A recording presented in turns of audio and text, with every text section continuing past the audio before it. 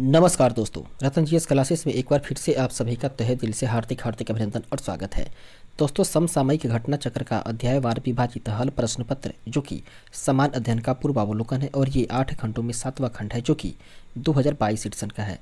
दोस्तों, यह पुस्तक जो है वो वर्ष 1990 से लेकर के फरवरी 2022 तक के प्रश्न पत्रों को संकलित किया है और इसमें बात करें तो यूपीपीसीएस मुख्य परीक्षा के सामान्य अध्ययन के प्रश्न पत्र को भी इसमें शामिल किया गया है जो कि ये पूर्वावलोकन है वो है दोस्तों सामान्य विज्ञान का। और सामान्य विज्ञान के अंतर्गत इस पुस्तक में फिजिक्स, केमिस्ट्री और बायोलॉजी तीनों विषय को कवर किया गया है। दोस्तों, इसके विषय सूची को देखें तो इसके विषय सूची से यह स्पष्ट होता है कि इसमें भौतिक विज्ञान, रसायन विज्ञान और उसके बाद में दोस्तों जीव विज्ञान को भी इसमें जगह दिया गया है। और इस तरीके से हम लोग सबसे पहले हम लोग पढ़ाई शुरू किए हैं दोस्तों भौतिक विज्ञान को पढ़ना। भौतिक विज्ञान, रसायन विज्ञान और जीव विज्ञान में से सबसे पहले हम लोग भौतिक विज्ञान को पढ़ना शुरू किए हैं। और भौतिक विज्ञान में अभी तक हम लोग बात करें तो 7 अध्याय को पूर्ण रूप से कंप्लीट कर चुके हैं, अर्थात ऊष्मा एवं ऊष्मा गतिकी तक हम लोग पढ़ाई कर चुके हैं। और आज के सेशन में हम लोग तरंग गति के बारे में जानकारी प्राप्त करने वाले हैं।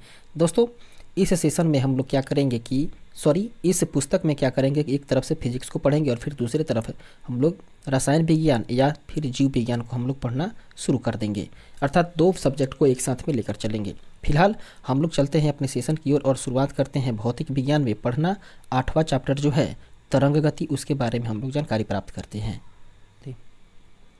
इस तरीके से दोस्तों हम लोग जानकारी प्राप्त करने वाले हैं अब तरंग गति के बारे में। और सेशन को शुरू करने से पहले एक बार मैं फिर से बोल दूं कि अगर इसके पहले के चैप्टर को आप लोग नहीं देखे हों, इसके पहले की वीडियो को नहीं देखे हों, तो प्ले लिस्ट में जाकर के वहां से आप लोग देख करके लाभान्वित हो सकते हैं। फिलहाल देखते हैं दोस्तों तरंग गति से संबंधित सबसे पहले इसके नोट्स को, जो कि कह रहा है तरंग किसी माध्यम में उत्पन्न विक्षोभ है जो कि उद्गम बिंदु से माध्यम के कणों के वास्तविक स्थानांतरण के बिना सभी दशाओं में संचारित होता है। इसके बाद में बात करें तो तरंग को 2 भागों में विभाजित किया जाता है या 2 भागों में बांटते हैं। और वे है दोस्तों, पहला है यांत्रिक तरंग और दूसरा है विद्युत चुंबकीय तरंग। सबसे पहले हम लोग बात करते हैं दोस्तों यांत्रिक तरंग के बारे में। यांत्रिक तरंग के बारे में बात करें तो यांत्रिक तरंग किसी भौतिक माध्यम में उत्पन्न वह विक्षोभ है जो बिना अपना स्वरूप बदले ही माध्यम में एक निश्चित चाल से आगे बढ़ता जाता है, यह यांत्रिक तरंग कहलाता है। और उसके बाद में बात करें तो यांत्रिक तरंग का एक और गुण है कि यांत्रिक तरंगें जो हैं वो किसी भी भौतिक माध्यम में ही संचारित होती हैं। कहने का मतलब है कि जो यांत्रिक तरंग है वो किसी भौतिक माध्यम में ही संचारित होता है और यांत्रिक तरंगों द्वारा केवल ऊर्जा तथा संवेग का संचयन होता है, द्रव्य का संचयन नहीं होता है। इसके बाद आगे बढ़ते हैं। इसके बाद में दोस्तों अगला पॉइंट कह रहा है कि जल की तरंगे, ध्वनि की तरंगे, उसके बाद में स्प्रेगे की तरंगे इत्यादि यांत्रिक तरंगों के उदाहरण है। और यांत्रिक तरंगों के उदाहरण की बात करें तो दोस्तों यांत्रिक तरंगे के उदाहरण है जल की तरंग, ध्वनि की तरंग और स्प्रिंग की तरंग। ये सब जो है वो यांत्रिक तरंग के उदाहरण है। वहीं बात करें तो यांत्रिक तरंगों के भी प्रकार होते हैं। और यांत्रिक तरंगों के प्रकार के बारे में बात करें तो जब किसी माध्यम में कोई यांत्रिक तरंग संचारित होती है तो माध्यम के कण कंपन करने लगते हैं और कणों के कंपन की दिशा के अनुसार यांत्रिक तरंग को 2 भागों में बांटा जाता है। या यांत्रिक तरंगें जो है वो 2 प्रकार की होती है। पहला होता है दोस्तों अनुप्रस्थ तरंगे और दूसरा होता है अनुदैर्घ्य तरंगे। सबसे पहले हम लोग बात करने वाले हैं दोस्तों अनुप्रस्थ तरंगों के बारे में। अनुप्रस्थ तरंगे अर्थात ट्रांसवर्स वेव्स के बारे में बात करें तो ये किसी माध्यम में यांत्रिक तरंग के संचारित होने पर माध्यम के कण तरंग के चलने की दिशा के लंबवत कंपन करते हैं, तो ऐसी तरंगों को अनुप्रस्थ तरंगे कहते हैं। और इसके उदाहरण की बात करें तो दोस्तों अनुप्रस्थ तरंगे के उदाहरण है तनी हुई डोरी या रस्सी में कंपन। ये सब जो है वो अनुप्रस्थ तरंगों के उदाहरण है। इसके बारे में बात करें दोस्तों तो किसी डोरी या रस्सी के एक सिरे को हुक से बांध करके उसके दूसरे मुक्त सिरे को ऊपर नीचे हिलाते हैं तो रस्सी में इसके कणों के कंपन तरंग की गति की दिशा में लंबवत होती है और स्पष्ट है कि रस्सी में अनुप्रस्थ तरंगे हैं। इस प्रकार से इसके दूसरे उदाहरण को देखें तो कह रहा है पानी की सतह पर उत्पन्न तरंगे भी अनुप्रस्थ तरंगे हैं। और इसके बाद अगले पॉइंट को देखें तो कह रहा है अनुप्रस्थ तरंगे केवल ठोसों में उत्पन्न की जा सकती है जिनमें दृढ़ता होती है और गैसों में अनुप्रस्थ तरंगे जो है वो उत्पन्न नहीं की जा सकती है। जबकि अगला पॉइंट कह रहा है कि द्रवों में अनुप्रस्थ तरंगें उसके भीतर नहीं बन सकती, केवल उनके तल पर ही बन सकती है। उसके बाद में अनुप्रस्थ तरंग के बारे में एक और बात कह रहा है कि अनुप्रस्थ तरंगें जो हैं वो वैद्युत चुंबकीय हो सकती हैं, जैसे कि प्रकाश तरंगें। इसके बाद में अनुप्रस्थ तरंग में मध्य स्थिति से ऊपर की ओर अधिकतम विस्थापित की स्थिति को श्रृंग कहते हैं तथा नीचे की ओर अधिकतम विस्थापित स्थिति को गर्त कहते हैं। एक बार फिर से समझेंगे दोस्तों कि अनुप्रस्थ तरंग जो है उसमें अनुप्रस्थ तरंग में मध्य स्थिति से ऊपर की ओर अधिकतम विस्थापित स्थिति को श्रृंग कहते हैं और नीचे की ओर अधिकतम विस्थापित स्थिति को गर्त कहते हैं। कहने का मतलब है दोस्तों कि अगर कोई तरंग इस तरह से गति करता है तो ऊपर जो अधिक विस्थापित होगा वो श्रृंग हो जाएगा और नीचे जो विस्थापित होगा उसको गर्त कहेंगे। फिलहाल आगे बढ़ते हैं और बात करते हैं अगले पॉइंट के बारे में। तो अगला पॉइंट कह रहा है किसी तरंग के लिए दो लगातार श्रृंगों या गर्तों के बीच की दूरी नियत होती है, जिसे कि अनुप्रस्थ तरंग की तरंग दैर्ध्य कहते हैं और इसे ग्रीक अक्षर लैम्डा से प्रदर्शित करते हैं। इस डायग्राम को देखें दोस्तों, तो इस डायग्राम के अनुसार ये बताया गया है कि कोई तरंग इस तरह से गति कर रही है और गति करने के दौरान एक निश्चित दूरी पर जाती है, फिर उसके बाद में नीचे निश्चित दूरी पर आती है और ये मानता हूँ इसका माध्य पॉइंट है।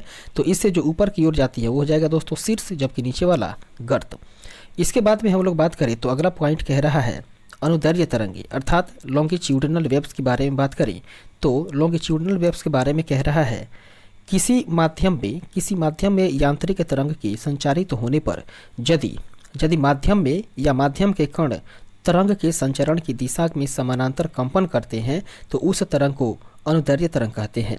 और किसी स्प्रिंग को खींच करके छोड़ देने पर उसमें उत्पन्न तरंग जो है वो अनुदैर्घ्य तरंग ही होती है। इसके बाद हम लोग आगे बढ़ते हैं और देखते हैं अगले पॉइंट को। माना कि दोस्तों ये कोई स्प्रिंग है और स्प्रिंग को किसी सिरे से टिका करके और दूसरे सिरे से यदि उसको खींच कर छोड़ा जाए तो इसमें दो स्थितियां उत्पन्न होती है, एक संपीड़न और दूसरा विरल। कहने का मतलब है कि जिन स्थानों पर स्प्रिंग के चक्कर जो है वो पास में होते हैं, अर्थात ऐसी कंडीशन होती है उसको वे पास होते हैं, वे स्थान जो है वो संपीड़न की दिशा कहे जाते हैं। और तथा जिन स्थानों पर चक्कर दूर होते हैं वे स्थान विरल की दिशा में कहे जाते हैं। कहने का मतलब है कि ये दूसरा जो पॉइंट दिखा जा रहा है इसमें स्प्रिंग जो है वो काफ़ी दूर पर है, तो ये अवस्था जो है वो विरल कहलाता है। इसके बाद में बात करें तो एक संपीड़न से दूसरे समीपवर्ती संपीड़न की दूरी अथवा एक विरल से दूसरे समीपवर्ती विरल की दूरी जो है वो अनुदैर्घ्य तरंग की तरंग दैर्घ्य कहलाती है। और अनुदैर्घ्य तरंगें सभी प्रकार के माध्यमों अर्थात ठोस, द्रव और गैस में भी उत्पन्न की जा सकती है। इसके बाद में अगला पॉइंट कह रहा है कि वायु में उत्पन्न ध्वनि तरंगें सदैव अनुदैर्घ्य तरंगें ही होती है और अनुदैर्घ्य तरंग हमेशा के लिए यांत्रिक होती है। इसके बाद में अगला पॉइंट कह रहा है द्रवों की सतह पर अनुप्रस्थ तरंगों का संचरण होते हुए भी उनके भीतर केवल अनुदैर्घ्य तरंग ही संचारित होती है। उसके बाद में आवर्तकाल की बात करें तो आवर्तकाल के बारे में बता रहा है कि किसी माध्यम में तरंग संचारण की स्थिति में माध्यम का कोई कण एक कंपन पूरा करने में जितना समय लेता है उसे तरंग का आवर्तकाल कहते हैं और इसे टी से प्रदर्शित करते हैं। इसके बाद में हम लोग आवृत्ति के बारे में जानकारी प्राप्त करें तो आवृत्ति कह रहा है दोस्तों कि किसी माध्यम में तरंग संचारित होने पर माध्यम का कोई कण 1 सेकंड में जितना कंपन करता है उस संख्या को तरंग की आवृत्ति कहते हैं और इसे n से प्रदर्शित करते हैं। इस तरीके से दोस्तों आवृत्ति चाल तथा तरंग दैर्घ्य में संबंध की बात करें तो आवृत्ति चाल तथा तरंग दैर्घ्य में संबंध हो जाएगा कि यदि कंपन करती हुई किसी वस्तु का आवर्तकाल t है और आवृत्ति n है तथा तरंग दैर्घ्य लैम्डा है तो तरंग की गति हो जाएगा v = n लैम्डा, अर्थात उसका चाल हो जाएगा आवृत्ति गुने तरंग दैर्घ्य। इस तरीके से आवृत्ति के बारे में बात करें तो आवृत्ति बराबर हो जाएगा 1/, आवर्तकाल अर्थात v = λ/t। इस तरीके से हम लोग आगे बढ़ते हैं और फिर बात करते हैं विद्युत चुंबकीय तरंगों के बारे में। दोस्तों विद्युत चुंबकीय तरंग के बारे में बात करें तो ये यांत्रिक तरंगों के अतिरिक्त ऐसी तरंगें भी होती है जिसके संचरण के लिए माध्यम की आवश्यकता नहीं होती और ऐसी तरंगों को विद्युत चुंबकीय तरंगें कहते हैं। दोस्तों प्रकाश एक्स किरणें एक्स किरणें, रेडियो तरंगे इत्यादि विद्युत चुंबकीय तरंगों के उदाहरण हैं। कहने का मतलब है दोस्तों कि विद्युत चुंबकीय तरंगों के यदि उदाहरण की बात करें तो यह दोस्तों प्रकाश, एक्स किरण और रेडियो तरंग, ये सब जो है वो चुंबकीय तरंगों के उदाहरण हैं। उसके बाद में अगला पॉइंट कह रहा है कि सभी विद्युत चुंबकीय तरंगें एक ही चाल से चलती है तथा इनकी चाल प्रकाश की चाल के बराबर होती है। इसके बाद में हम लोग आगे बढ़ते हैं और देखते हैं अगले पॉइंट को। इसके बाद हम लोग प्रश्न कोश को देखते हैं और इसके संबंधित पहला प्रश्न जो कि कह रहा है निम्नलिखित में से या निम्न में से कौन सी यांत्रिक तरंग है। दोस्तों यांत्रिक तरंग की बात करें तो यह है ध्वनि तरंग, जो कि यांत्रिक तरंग है। ऑप्शन नंबर डी इसका राइट आंसर हो जाएगा, ध्वनि तरंगे। इसके डिस्क्रिप्शन को देखें तो इसका डिस्क्रिप्शन कह रहा है उपयुक्त विकल्पों में ध्वनि तरंगे अर्थात साउंड वेव्स, यांत्रिक तरंगे अर्थात मैकेनिकल वेव्स हैं, जबकि रेडियो तरंगे, एक्स तरंगी तथा प्रकाश तरंगे जो हैं वो विद्युत चुंबकीय तरंगे हैं। दोस्तों इलेक्ट्रोमैग्नेटिक वेव्स हैं। इसके बाद बात करें तो यांत्रिक तरंगे किसी भौतिक माध्यम में उत्पन्न वह विक्षोभ है जो कि अपना स्वरूप बदले बिना ही या अपना स्वरूप बिना बदले माध्यम में एक निश्चित चाल से आगे बढ़ता है। और यांत्रिक तरंगे माध्यम के कणों की सीमित गति के द्वारा ही ऊर्जा तथा समवेग का संचारण करती है, परंतु माध्यम अपने ही स्थान पर बना रहता है। इसके बाद में हम लोग आगे बढ़ते हैं और देखते हैं अगले प्रश्न को। 2 नंबर क्वेश्चन कह रहा है अनुदैर्ध्य तरंगों का उदाहरण है। दोस्तों अनुदैर्ध्य तरंगों का उदाहरण है ध्वनि तरंग। ऑप्शन नंबर बी इसका राइट आंसर हो जाएगा, ध्वनि तरंग। इसके डिस्क्रिप्शन को देखें तो कह रहा है किसी माध्यम में यांत्रिक तरंग के संचारित होने पर यदि माध्यम की कण तरंग के संचारण की दिशा के समानांतर कंपन करते हैं तो उस तरंग को अनुदैर्ध्य तरंग कहते हैं। ध्वनि तरंग अनुदैर्ध्य तरंग होती है। कहने का मतलब है दोस्तों ध्वनि तरंग जो है वो अनुदैर्ध्य तरंग होती है अर्थात लॉन्गिट्यूडनल वेव्स होती है। इसके बाद में हम लोग आगे बढ़ते हैं और देखते हैं अगले प्रश्न को। 3 नंबर क्वेश्चन कह रहा है निम्न में से कौन सा विद्युत चुंबकीय तरंग का उदाहरण नहीं है। दोस्तों जो विद्युत चुंबकीय तरंग का उदाहरण नहीं है वह है पराध्वनिक तरंग। ऑप्शन नंबर डी इसका राइट आंसर होगा। इसके अलावा दोस्तों एक्स किरण, गामा किरण और पराबैंगनी किरण जो है वो विद्युत चुंबकीय तरंग के उदाहरण है, जबकि पराध्वनि तरंग जो है वो विद्युत चुंबकीय तरंग का उदाहरण नहीं है। इसके डिस्क्रिप्शन को देखें तो कह रहा है ध्वनि तरंगे जिनकी आवृत्ति श्रवणीय रेंज अर्थात ऑडिएबल रेंज की उच्च सीमा से अधिक अर्थात 20 किलोहर्ट्ज से अधिक होती है उन्हें अल्ट्रासोनिक या सुपरसोनिक तरंगे कहते हैं। उसके बाद में गामा किरणें, एक्स किरणें तथा पराबैंगनी किरणें ये तीनों ही विद्युत चुंबकीय तरंगों की श्रेणी में आते हैं। इसके बाद में अगला प्रश्न है 4 नंबर क्वेश्चन जो कि कह रहा है दीर्घ रेडियो तरंगे पृथ्वी की किस सतह से परावर्तित होती है। दोस्तों दीर्घ रेडियो तरंगों की बात करें तो ये पृथ्वी की आयन मंडल से ही परावर्तित होती है। ऑप्शन नंबर बी इसका राइट आंसर हो जाएगा, आयन मंडल। इसके डिस्क्रिप्शन को देखें तो कह रहा है दीर्घ रेडियो तरंगे पृथ्वी के आयन मंडल अर्थात आयनोस्फीयर से परावर्तित होती है और यह मंडल 80 से लेकर के 400 किलोमीटर की ऊंचाई के मध्य स्थित होता है और यहाँ की हवा जो है वो विद्युत आवेशित होती है। इसके बाद में आगे बढ़ते हैं अगला प्रश्न को देखते हैं 5 नंबर क्वेश्चन जो कि कह रहा है बेतार के तार का संपर्क पृथ्वी के धरातल को परावर्तित किया जाता है। वो किया जाता है दोस्तों आइनोस्फीयर के द्वारा। ऑप्शन नंबर सी इसका राइट आंसर हो जाएगा, आइनोस्फीयर। इसके बाद में आगे बढ़ते हैं अगला प्रश्न है 6 नंबर क्वेश्चन जो कि कह रहा है रेडियो तरंगों के विक्षोभ के लिए वायुमंडल के निम्नलिखित स्तरों में से कौन सा स्तर उत्तरदायी है। वह है दोस्तों आयन मंडल। ऑप्शन नंबर डी इसका राइट आंसर हो जाएगा, आयन मंडल। इसके अगले प्रश्न को देखें तो 7 नंबर क्वेश्चन कह रहा है कौन सी तरंगे शून्य में संचरण नहीं कर सकती है। दोस्तों शून्य में संचरण नहीं करने वाली तरंग है ध्वनि। ऑप्शन नंबर डी सी इसका राइट आंसर हो जाएगा, ध्वनि। कहने का मतलब है ध्वनि जो है वो शून्य अर्थात निर्वात में गमन नहीं कर पाती है। इसके डिस्क्रिप्शन को देखें तो कह रहा है ध्वनि तरंगों के संचरण के लिए किसी न किसी माध्यम की आवश्यकता होती है और ध्वनि तरंगे निर्वात या शून्य में गति नहीं कर सकती है और यही कारण है कि चंद्रमा पर ध्वनि तरंगे का संचारण नहीं होता है तथा वहाँ 2 व्यक्ति एक दूसरे की बातों को नहीं सुन सकते हैं। दोस्तों तरंग संचरण जो है वो 2 प्रकार का होता है, एक होता है अनुप्रस्थ और दूसरा होता है अनुदैर्ध्य, जबकि ध्वनि तरंग जो है वो अनुदैर्ध्य तरंग होती है। इसके बाद में अगला प्रश्न है दोस्तों कॉस्मिक किरणें हैं। कॉस्मिक किरणों की बात करें तो ये कॉस्मिक किरण जो है दोस्तों वे होते हैं आवेशित कण होते हैं। ऑप्शन नंबर ए इसका राइट आंसर हो जाएगा, आवेशित कण। अर्थात कॉस्मिक किरण जो है वो एक आवेशित कण है। इसके बाद में हम लोग आगे बढ़ते हैं और देखते हैं इसके अगले ऑप्शंस और डिस्क्रिप्शंस को।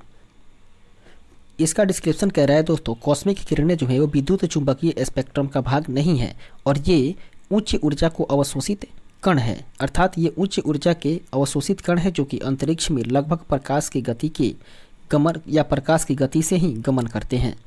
इसके बाद में अगला प्रश्न है 9 नंबर क्वेश्चन, जो कि कह रहा है कॉस्मिक किरणें के संबंध में या कॉस्मिक किरणों के संबंध में निम्नलिखित कथनों में से कौन सा कथन सही नहीं है। दोस्तों, कॉस्मिक किरणों के संबंध में जो कथन सही नहीं है वह कथन है कि वे विद्युत चुंबकीय तरंगें होती है, अर्थात कहने का मतलब है कि कॉस्मिक किरणें जो है वो विद्युत चुंबकीय तरंग नहीं होती है। ऑप्शन नंबर ए इसका राइट आंसर होगा। इसके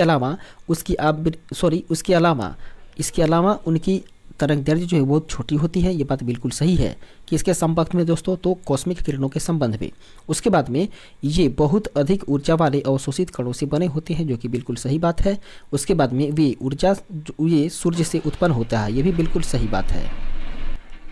लेकिन कॉस्मिक किरणों के बारे में बात करें तो ये विद्युत चुंबकीय तरंग होती है, ये बात गलत है। ऑप्शन नंबर ए इसका राइट आंसर होगा। आगे बढ़ते हैं और फिर देखते हैं इसके अगले प्रश्न को, 10 नंबर क्वेश्चन, जो कि कह रहा है पारा उच्च आवृत्ति की तरंगें साधारणतः संचारित की जाती है, वो की जाती है दोस्तों अंतरिक्ष तरंगों के रूप में। ऑप्शन नंबर सी इसका राइट आंसर हो जाएगा, अंतरिक्ष तरंगों के रूप में। आगे बढ़ते हैं और देखते हैं इसके डिस्क्रिप्शन को, जो कि कह रहा है पारा उच्च आवृत्ति की तरंगें साधारणतः अंतरिक्ष तरंगों के रूप में संचारित की जाती है और इसके अलावा अंतरिक्ष तरंगों के रूप में बहुत उच्च आवृत्ति की तरंगों तथा सूक्ष्म तरंगों की भी संचरण किया जाता है। इसके बाद में आगे बढ़ते हैं 11 नंबर प्रश्न को देखें, जो कि कह रहा है दो उत्तरोत्तर स्ट्रिंग अथवा दो उत्तरोत्तर गर्त के बीच की दूरी को क्या कहते हैं। दोस्तों, दो उत्तरोत्तर स्ट्रिंग और दो उत्तरोत्तर गर्त के बीच की दूरी को तरंग दैर्घ्य अर्थात वेवलेंथ कहते हैं। ऑप्शन नंबर बी इसका राइट आंसर हो जाएगा, तरंग दैर्घ्य या वेवलेंथ। इसके डिस्क्रिप्शन को देखें तो कह रहा है माध्यम में किसी कण के एक पूरा कंपन किए जाने पर तरंग जितनी दूरी तय करता है उसे तरंग दैर्घ्य कहते हैं और यह दो उत्तरोत्तर स्ट्रिंग अथवा दो उत्तरोत्तर गर्त के बीच की दूरी होती है और इसे लैम्ब्डा से प्रदर्शित करते हैं। इसके बाद में 12 नंबर प्रश्न, जो कि कह रहा है विद्युत चुंबकीय तरंगों का वेग होता है। दोस्तों, विद्युत चुंबकीय तरंगों का वेग होता है 3 × 10⁸ मीटर प्रति सेकंड। ऑप्शन नंबर ए इसका राइट आंसर हो जाएगा, 3 × 10⁸ मीटर प्रति सेकंड। इसके बाद हम लोग आगे बढ़ते हैं और फिर देखते हैं इसके डिस्क्रिप्शन और अगले प्रश्न को। इसका डिस्क्रिप्शन कह रहा है दोस्तों, वे तरंगे जिन्हें संचारित होने के लिए माध्यम की आवश्यकता नहीं होती है उन्हें विद्युत चुंबकीय तरंग कहते हैं और इनकी चाल निर्वात में प्रकाश के चाल के बराबर यानी कि 3 × 10⁸ मीटर प्रति सेकंड होती है। इसके बाद आगे बढ़ते हैं, देखते हैं अगले प्रश्न को। तो 13 नंबर क्वेश्चन कह रहा है क्रिस्टल की संरचना जानने के लिए निम्नलिखित में से किसको प्रयोग में लाया जाता है। दोस्तों, क्रिस्टल की संरचना को जानने के लिए एक्स किरणों को प्रयोग में लाते हैं। ऑप्शन नंबर बी इसका राइट आंसर हो जाएगा, एक्स किरणें। इसके डिस्क्रिप्शन को देखें तो कह रहा है क्रिस्टलिकी या मणि विज्ञान एक प्रायोगिक विज्ञान है जिसमें क्रिस्टलों के परमाणुओं के विन्यास का अध्ययन किया जाता है और एक्स किरणों के विवर्तन के द्वारा ही क्रिस्टलों की संरचना का अध्ययन किया जाता है। इसके बाद में अगला प्रश्न है 14 नंबर क्वेश्चन, जो कि कह रहा है एक रडार जो कि शत्रु के वायुयान की स्थिति का पता लगाता है वह क्या प्रयोग करता है। दोस्तों, वह प्रयोग करता है रेडियो तरंगे। ऑप्शन नंबर बी इसका राइट आंसर हो जाएगा, रेडियो तरंगे। इसका डिस्क्रिप्शन कह रहा है कि रडार एक ऐसी प्रणाली है जिसमें विद्युत चुंबकीय तरंगों विशेषतः रेडियो तरंगों की सहायता से स्थिर एवं गतिमान दोनों प्रकार की वस्तुओं की रेंज, ऊंचाई तथा दिशा एवं गति का भी पता लगाया जा सकता है। इसके बाद में अगला प्रश्न है 15 नंबर क्वेश्चन, जो कि कह रहा है कि जब समताप मंडल में ओजोन का अवक्षय होता है तो पृथ्वी के धरातल पर पतित विकिरण की तरंग दैर्घ्य कितनी होती है। दोस्तों, जब समताप मंडल में ओजोन का अवक्षय होता है तो पृथ्वी के धरातल पर पतित विकिरण का जो तरंग दैर्घ्य है वो होता है दोस्तों 10⁻⁷ मीटर। ऑप्शन नंबर बी इसका राइट आंसर हो जाएगा, 10⁻⁷ m। इसके डिस्क्रिप्शन को देखें तो इसका डिस्क्रिप्शन कह रहा है परावैंगनी विकिरण को उसकी तरंग दैर्घ्य के आधार पर 3 प्रमुख प्रवर्गों में विभाजित किया जाता है और वह है दोस्तों पहला है UVA विकिरण और इन विकिरणों का जो तरंग दैर्घ्य है वह है दोस्तों 320 से लेकर के 400 नैनोमीटर तक होती है और यह विकिरण सुरक्षात्मक ओजोन परत से लगभग अप्रभावित रहता है तथा पृथ्वी की सतह तक आसानी से पहुंच जाता है। उसके बाद में दोस्तों अगला प्रकार है वो है यूवी बी विकिरण, और ये है 280 से लेकर के 320 nm की तरंगदैर्घ्य रेंज वाला यह विकिरण आंशिक रूप से ओजोन परत के द्वारा अवशोषित किया जाता है, परंतु इसकी कुछ मात्रा जो है वो पृथ्वी तक पहुंचती है। इसके बाद में अगला है दोस्तों यूवीसी विकिरण की बात करें तो ये 100 से लेकर के 280 nm की तरंगदैर्घ्य रेंज वाला यह विकिरण ओजोन परत के द्वारा सर्वाधिक प्रभावित होता है। इस प्रकार से बात करें तो समताप मंडल में ओजोन का अवक्षय होने पर पृथ्वी के धरातल पर पतित विकिरण की न्यूनतम तरंगदैर्घ्य अर्थात न्यूनतम तरंगदैर्घ्य 100 nm होगी। इस तरीके से बात करें तो चूँकि 1 nm इज इक्वल टू होता है 1.0 इंटू 10⁻⁹ m, उसके बाद में 100 nm हो जाएगा दोस्तों 100 गुना 10⁹ अर्थात 100 into 10⁻⁹ is equal to 10 square into 100⁻⁹। इस तरीके से ये पूरा हो जाएगा दोस्तों। ये दोनों बेस बराबर है 10 तो 10 में से फिर क्या होगा, ये -9 और +2 जुटेगा तो हो जाएगा -7 अर्थात 10⁻⁻7 मीटर हो जाएगा। इस तरीके से आगे बढ़ते हैं और फिर बात करते हैं अगले प्रश्न के बारे में। 16 नंबर क्वेश्चन कह रहा है निम्नलिखित में से किस एक प्रकार की तरंगों का प्रयोग रात्रि दृष्टि उपकरण में किया जाता है। वह तरंग है दोस्तों अवरक्त तरंग। ऑप्शन नंबर सी इसका राइट आंसर हो जाएगा अवरक्त तरंग, अर्थात अवरक्त तरंग का प्रयोग ही रात्रि दृष्टि उपकरण में किया जाता है। इसके डिस्क्रिप्शन को देखें तो इसका डिस्क्रिप्शन कह रहा है अवरक्त तरंग विद्युत चुंबकीय तरंगों का एक प्रकार है और इनकी तरंगदैर्घ्य दृश्य प्रकाश से अधिक होती है और इनका प्रयोग लक्ष्य ढूंढने, निरीक्षण, उसके बाद में रात्रि दृष्टि आदि के लिए सैनिकों के द्वारा किया जाता है। इसके बाद में अगला क्वेश्चन है 17 नंबर, जो कि कह रहा है माइक्रोवेव में विद्युत चुंबकीय तरंगें होती है और जिनकी सीमा की आवृत्ति होती है दोस्तों 1 गीगाहर्ट्ज से लेकर के 300 गीगाहर्ट्ज तक। ऑप्शन नंबर सी इसका राइट आंसर हो जाएगा। इसके डिस्क्रिप्शन को देखें तो कह रहा है माइक्रोवेव ऐसी विद्युत चुंबकीय तरंगें होती है जिसकी आवृत्ति 300 मेगाहर्ट्ज से लेकर के 300 मेगाहर्ट्ज तक की होती है। सॉरी दोस्तों 300 मेगाहर्ट्ज से लेकर के 300 गीगाहर्ट्ज तक होती है और अलग अलग स्रोत विभिन्न आवृत्ति रेंज को माइक्रोवेव के रूप में परिभाषित करते हैं, लेकिन उपयुक्त व्यापक परिभाषा जो है वो UHF तथा EHF अर्थात मिलीमीटर वेव दोनों बैंडों को शामिल करती है। इस प्रकार से सर्वाधिक उपयुक्त उत्तर विकल्प सी हो जाएगा। आगे बढ़ते हैं, देखते हैं अगले प्रश्न को। तो 18 नंबर क्वेश्चन जो कि कह रहा है दूरसंचार के लिए प्रयुक्त तरंगें कौन सी हैं। दोस्तों दूरसंचार के लिए प्रयुक्त तरंग है माइक्रोवेव। ऑप्शन नंबर डी इसका राइट आंसर हो जाएगा माइक्रोवेव। इस प्रकार से आगे बढ़ते हैं और फिर देखते हैं अगले प्रश्न को। 19 नंबर क्वेश्चन जो कि कह रहा है टेलीविजन दर्शक डिश एंटीना प्रयुक्त करते हुए बरसात में उपग्रह सिग्नल नहीं प्राप्त करते हैं क्योंकि एंटीना छोटे होते हैं। उसके बाद में वर्षा की बूंदें रेडियो तरंग की ऊर्जा अवशोषित करती है। उसके बाद में वर्षा की बूंदें रेडियो तरंग की ऊर्जा की मूल दिशा को विचलित कर देती है। इस तरीके से ये तीनों के तीनों फैक्टर कारगर होते हैं। तो ऑप्शन नंबर डी इसका राइट आंसर हो जाएगा। 1, 2 और 3 ये तीनों सही हैं। आगे बढ़ते हैं और फिर देखते हैं इसके डिस्क्रिप्शंस को।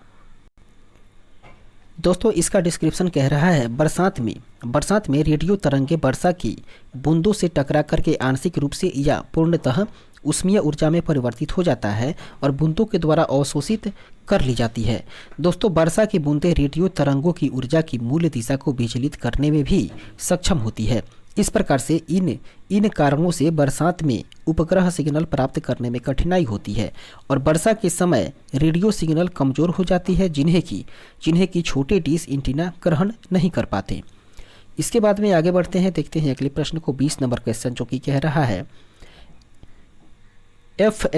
FM प्रसारण सेवा में प्रयुक्त होने वाले आवृत्ति बैंड का परास कितना होता है। दोस्तों FM प्रसारण सेवा में प्रयुक्त होने वाले आवृत्ति बैंड का परास जो है वो होता है 88 से लेकर के 108 मेगाहर्ट्ज के बीच में। ऑप्शन नंबर डी इसका राइट आंसर हो जाएगा। इसके डिस्क्रिप्शन को देखें तो इसका डिस्क्रिप्शन कह रहा है FM प्रसारण सेवा में प्रयुक्त होने वाली आवृत्ति बैंड का परास 88 से लेकर के 108 मेगाहर्ट्ज के बीच होता है और एफएम बैंड के लिए यह परास जो है वो मानक के रूप में प्रयोग किया जाता है।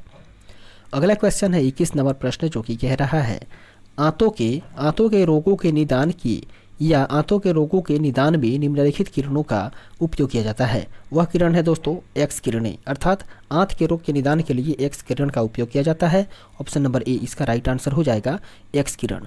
इसके डिस्क्रिप्शन को देखें तो इसका डिस्क्रिप्शन कह रहा है एक्स किरण एक प्रकार का विद्युत चुंबकीय विकिरण है और यह चिकित्सा में आंतों के रोगों के निदान के लिए प्रयोग की जाती है। इसके बाद में 22 नंबर क्वेश्चन कह रहा है सीटी स्कैन करने में प्रयोग में लाई जाती है। दोस्तों सीटी स्कैन करने में एक्स किरणों का प्रयोग किया जाता है। ऑप्शन नंबर डी इसका राइट आंसर हो जाएगा, एक्स किरणें। इसका डिस्क्रिप्शन है सीटी स्कैन या कंप्यूटेड टोमोग्राफी विशेष प्रकार का एक्सरे परीक्षण है जिसके द्वारा शरीर के अंदरूनी भागों को देखा एवं रोगों का पता लगाया जाता है और इसमें एक्स किरणों का उपयोग किया जाता है। इस प्रकार से अब अगले टॉपिक में प्रवेश करते हैं। अगला टॉपिक है दोस्तों ध्वनि। इसमें हम लोग ध्वनि के बारे में जानकारी प्राप्त करने वाले हैं। ध्वनि से संबंधित सबसे पहले हम लोग देखते हैं नोट्स को, और इसका नोट्स अर्थात ध्वनि से संबंधित नोट्स जो कि कह रहा है ध्वनि ऊर्जा का वह रूप है जो कि श्रवण की संवेदना पैदा करती है।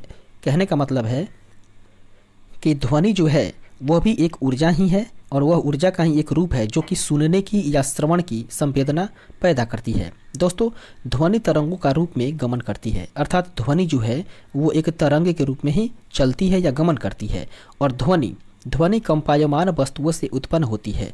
कहने का मतलब है कि जो वस्तु कंपन करने वाली होती है उसी से ही ध्वनि उत्पन्न होती है। और पदार्थ जिसमें हो करके ध्वनि गमन करती है वो माध्यम कहलाता है, अर्थात वैसा पदार्थ जिससे हो करके ध्वनि एक जगह से दूसरी जगह जाती है वह उसका माध्यम कहलाता है। जैसे कि अगर किसी लोहे से यदि पीटा जाए तो उसमें से ध्वनि उत्पन्न होगी, तो इसके लिए लोहा जो है वो माध्यम बनेगा, ध्वनि का माध्यम बनेगा। उसके बाद में अगर लाउड स्पीकर से भी ध्वनि निकाला जाए तो लाउड स्पीकर जो है वो इसका माध्यम बनेगा। फिलहाल आगे बढ़ते हैं और देखते हैं अगले प्रश्न को, अगले पॉइंट को, जो कि कह रहा है ध्वनि तरंगे यांत्रिक तरंगे होती है क्योंकि ध्वनि तरंगे जो है वो यांत्रिक तरंगे होती है। और ये क्यों होती है? क्योंकि उनके संचरण के लिए द्रव्यात्मक माध्यम जो है वो ठोस द्रव्य या गैस की आवश्यकता होती है। इसलिए ही अर्थात द्रव्यात्मक माध्यम ठोस गैस या द्रव की जब आवश्यकता होती है ध्वनि के गमन के लिए, तो इसलिए ही इसे अर्थात ध्वनि को यांत्रिक तरंगे कहते हैं। इसके बाद में आगे बढ़ते हैं और बात करते हैं दोस्तों ध्वनि की चाल के बारे में। ध्वनि की चाल को समझे तो ध्वनि की चाल उस माध्यम की प्रकृति पर निर्भर करती है जिससे होकर के वह गमन करती है और ध्वनि की चाल भिन्न भिन्न माध्यमों में भिन्न भिन्न होती है। दोस्तों गैसों में ध्वनि जो है वो अत्यंत धीमी गति से और द्रवों में तीव्र गति से, जबकि ठोसों में तीव्रतम गति से गमन करती है। कहने का मतलब है ध्वनि जो है वो गैस में अत्यंत धीमी गति से ध्वनि चलेगी, जबकि द्रव में जो है वो द्रव में तीव्र गति से गमन करेगी और ठोस में जो है वो सबसे तेज गति से गमन करेगी। इसके बाद में बात करें तो ध्वनि जो है वो निर्वात में गमन ही नहीं कर सकती है। और अगला पॉइंट है कि ध्वनि वायु की अपेक्षा स्टील में लगभग 15 गुना तीव्र गति से गमन कर सकती है। और अगला पॉइंट है कि ध्वनि की चाल ताप पर निर्भर करती है। जैसे जैसे वायु का तापमान बढ़ता है उसमें ध्वनि की चाल भी बढ़ती जाती है। इस प्रकार से या अतः वायु में ध्वनि की चाल ठंडे दिनों की अपेक्षा गर्म के दिनों में अधिक होता है। दोस्तों ध्वनि जो है वो ताप पर ही निर्भर करती है। इसी वजह से जब वायु का तापमान अगर ज़्यादा होता है तो ध्वनि जो है उसमें तीव्र गति से गमन करेगी, और अगर वायु का तापमान जो है वो दोस्तों अगर कम रहता है तो उसमें ध्वनि की चाल जो है वो कम रहेगी। इसलिए वायु में ध्वनि की चाल जो है वो ठंडे दिनों की अपेक्षा गर्म में अधिक होती है। अगला पॉइंट है दोस्तों कि ध्वनि की चाल जो है वो वायु की आर्द्रता पर निर्भर करती है। जैसे जैसे वायु की आर्द्रता बढ़ती है उसमें ध्वनि की चाल भी बढ़ती है, और इससे स्पष्ट है कि ध्वनि शुष्क वायु में धीमी गति से परंतु आर्द्र वायु में तीव्र गति से गमन करती है। इसके बाद में देखते हैं एक फ्लो चार्ट को देखें जिसमें विभिन्न माध्यमों में ध्वनि की चाल को दर्शाया गया है। सबसे पहला माध्यम हम लोग देखते हैं दोस्तों वायु को, अर्थात वायु में 0 डिग्री सी पर ध्वनि की चाल जो है वो 331 मीटर प्रति सेकंड की है, जबकि वायु में ही अगर 22 डिग्री सेंटीग्रेड का तापमान हो तब ध्वनि की चाल जो है वो बढ़ करके 344 मीटर प्रति सेकंड हो जाएगी। लेकिन हाइड्रोजन की बात करें तो हाइड्रोजन में 25 डिग्री सेंटीग्रेड ताप पर ध्वनि की चाल जो है वह दोस्तों 1284 मीटर प्रति सेकंड, और समुद्री जल में 25 डिग्री सी या 25 डिग्री सेंटीग्रेड तापमान पर ध्वनि की चाल है 1531 मीटर प्रति सेकंड। जबकि एल्युमिनियम की बात करें तो एल्युमिनियम पर अर्थात कमरे के ताप पर 25 डिग्री सी पर ध्वनि का जो वेग है वह है दोस्तों 6420 मीटर प्रति सेकंड। जबकि लोहा की बात करें तो 25 डिग्री सी पर लोहा अर्थात कमरे के ताप पर लोहे में ध्वनि की जो चाल है वह है दोस्तों 5950 मीटर प्रति सेकंड। जबकि स्टील में 25 डिग्री सी तापमान पर ध्वनि की जो चाल है वह है 5960 मीटर प्रति सेकंड। इसके बाद हम लोग आगे बढ़ते हैं और फिर देखते हैं दोस्तों अगला पॉइंट जो कि ध्वनि की आवृत्ति परिसर से संबंधित है। इसमें हम लोग जानेंगे ध्वनि की आवृत्ति परिसर के बारे में। दोस्तों ध्वनि तरंगों को उसकी आवृत्ति परिसर के आधार पर निम्न 3 भागों में विभाजित किया जाता है, और वह है दोस्तों पहला है श्रव्य तरंगी। श्रव्य तरंग के बारे में बात करें तो मनुष्यों में ध्वनि की श्रव्यता का परिसर लगभग 20 हर्ट्ज से लेकर के 20,000 हर्ट्ज तक होता है, और मनुष्य 20 हर्ट्ज से कम आवृत्ति की तरंग को नहीं सुन सकता है क्योंकि ये तरंगें कान के पर्दे को संवेदित नहीं कर पाती है।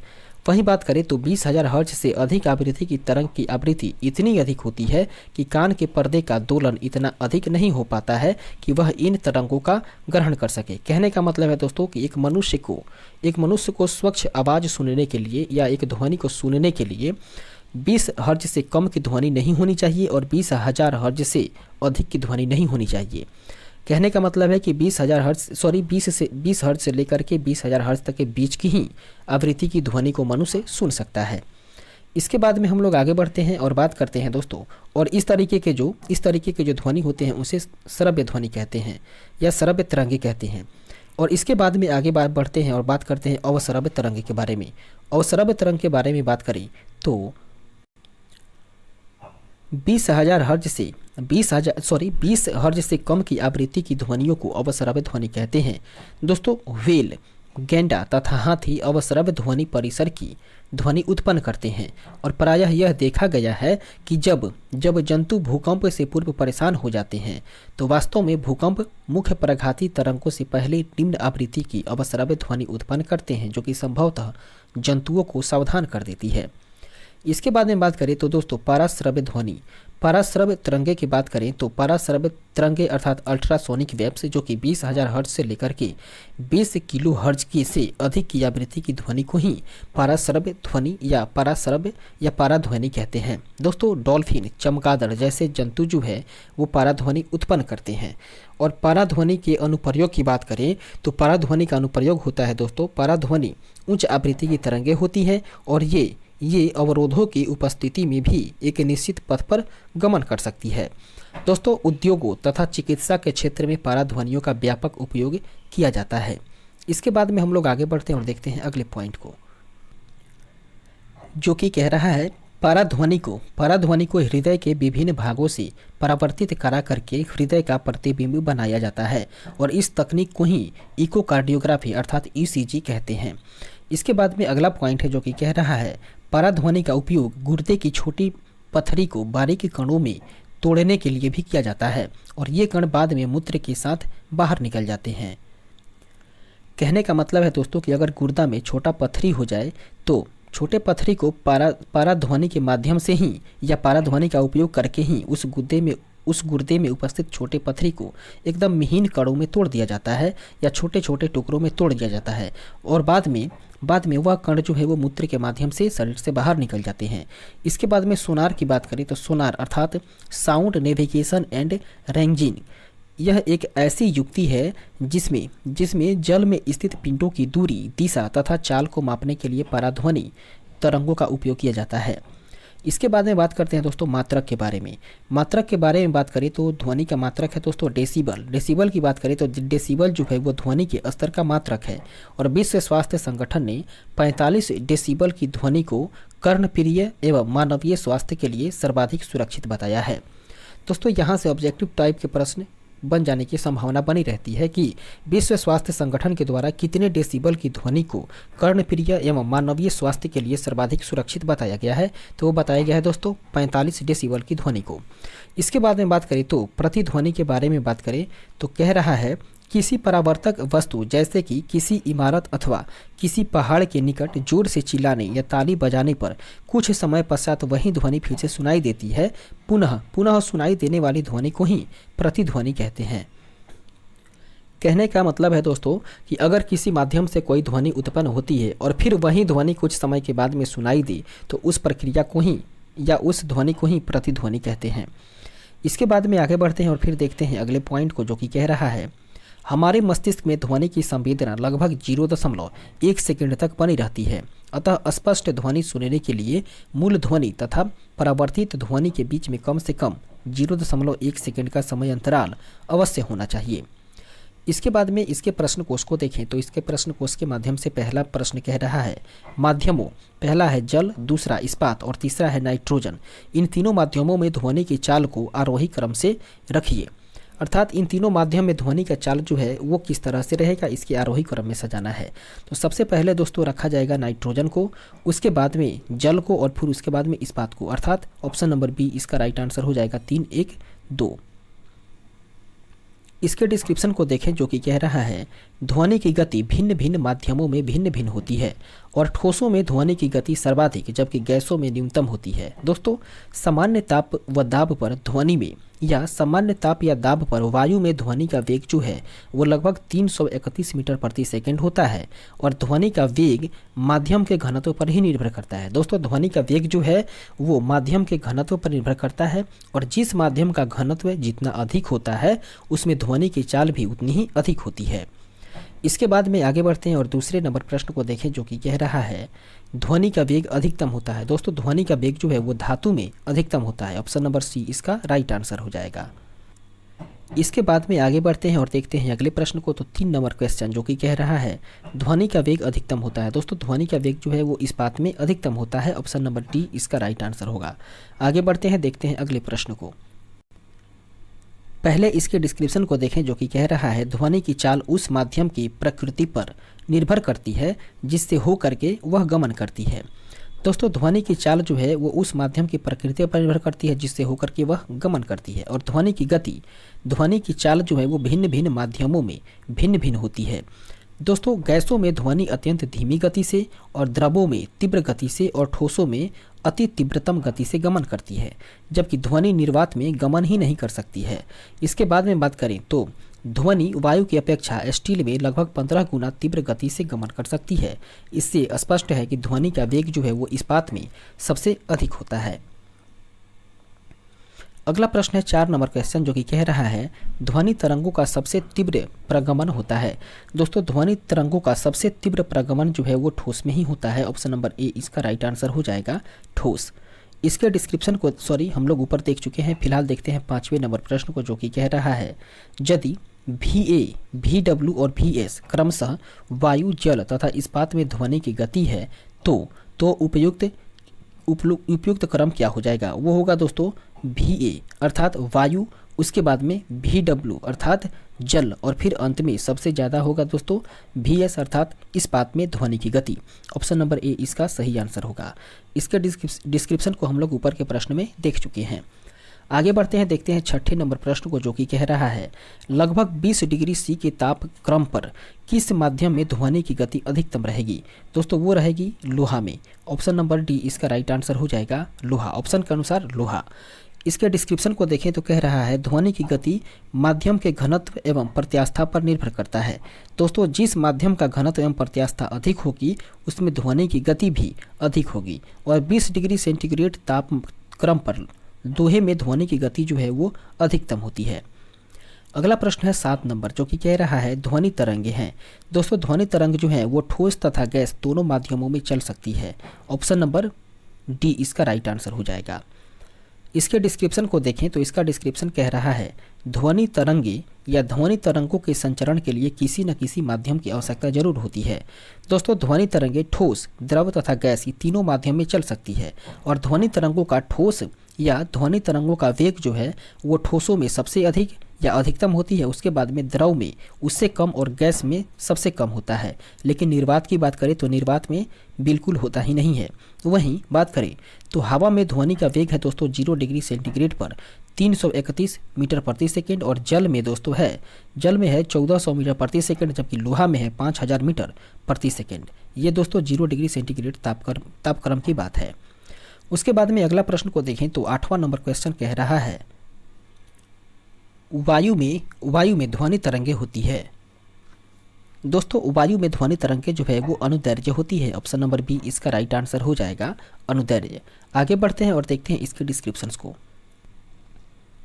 जो कि कह रहा है ध्वनि तरंगे यांत्रिक तरंगे कहलाती है क्योंकि उनके संचरण के लिए द्रव्यात्मक माध्यम अर्थात ठोस द्रव और गैस या वायु की आवश्यकता होती है।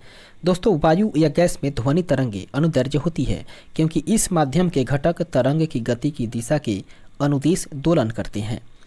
इसके बाद में 9 नंबर प्रश्न को देखें, जो कि कह रहा है नीचे दिए गए विकल्पों में से किसी में ध्वनि आर पार नहीं जा सकती है। वह है दोस्तों निर्वात, अर्थात निर्वात में ध्वनि जो है वो आर पार नहीं जा सकती है। ऑप्शन नंबर बी इसका राइट आंसर होगा। निर्वात का मतलब वैसा स्थान जहाँ पर वायु है ही नहीं या वायु नहीं हो।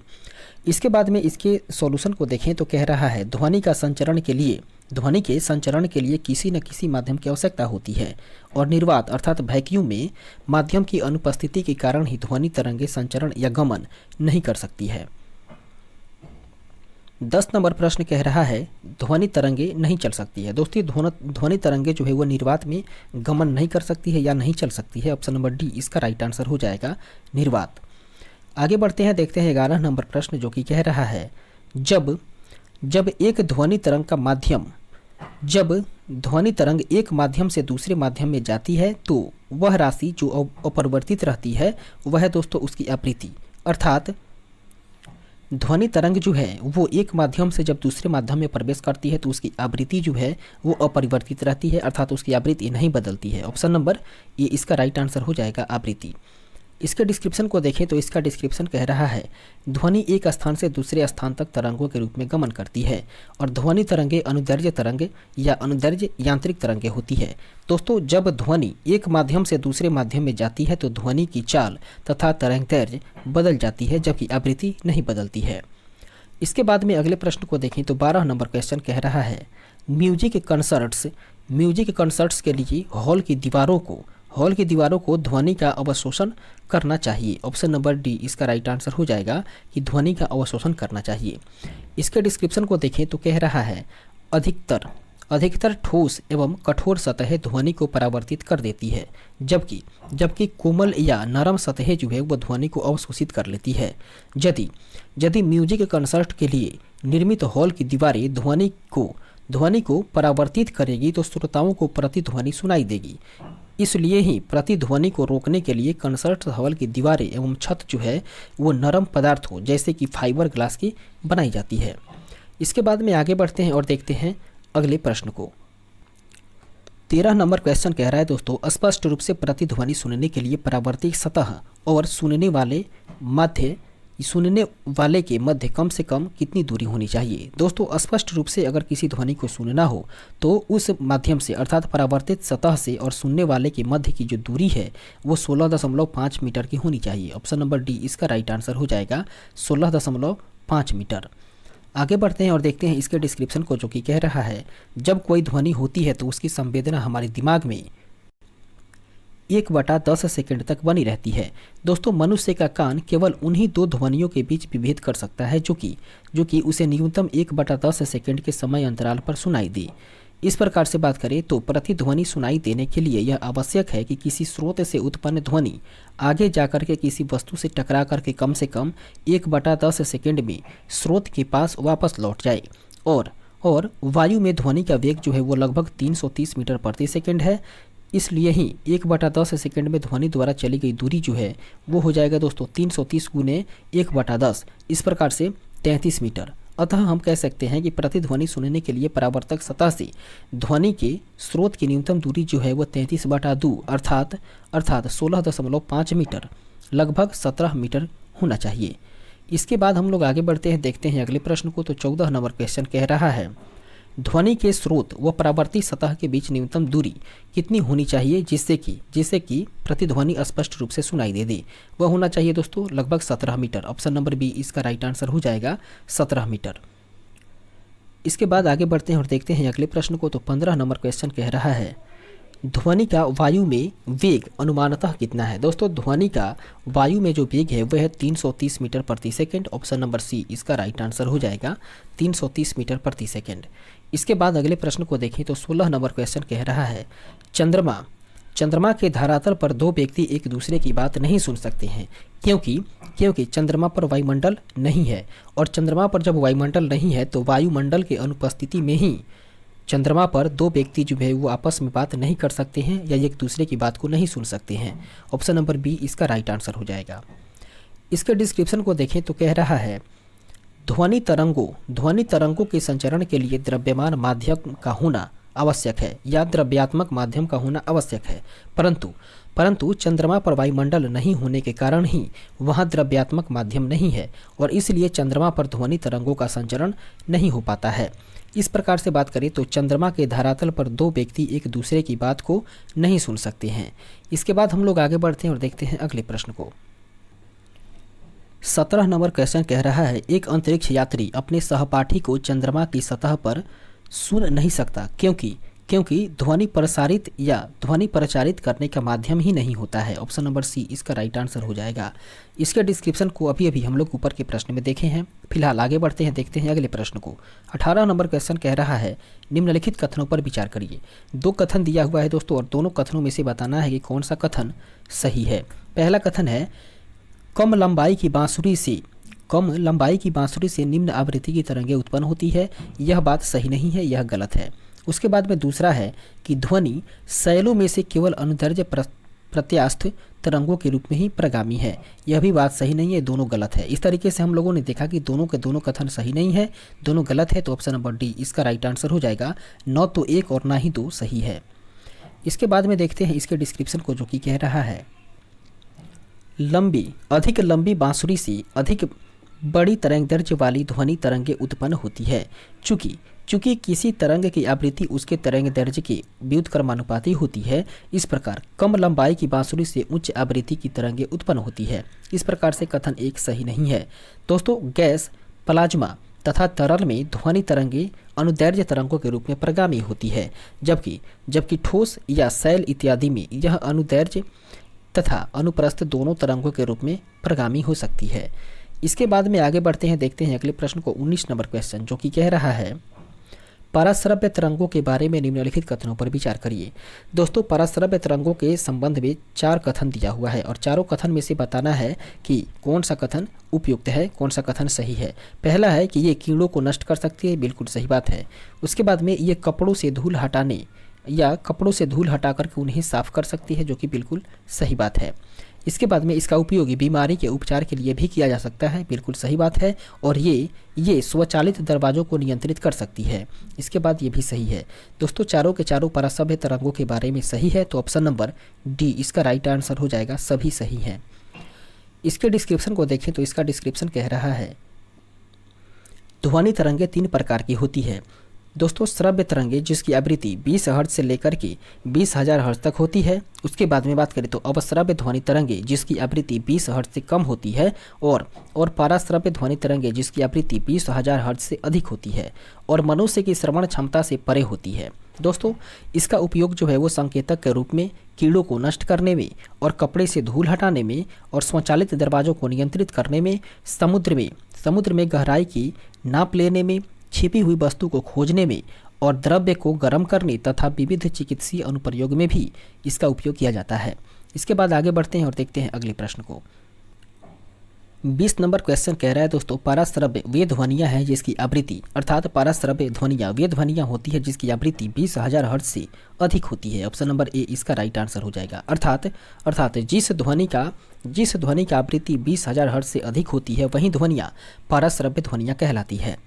इसके बाद में देखते हैं इसके डिस्क्रिप्शन को जो कि कह रहा है पराश्रव्य अर्थात अल्ट्रासोनिक उस ध्वनि के लिए प्रयुक्त होता है जिसकी आवृत्ति इतनी अधिक होती है कि वह मनुष्य के कानों को सुनाई नहीं देती है।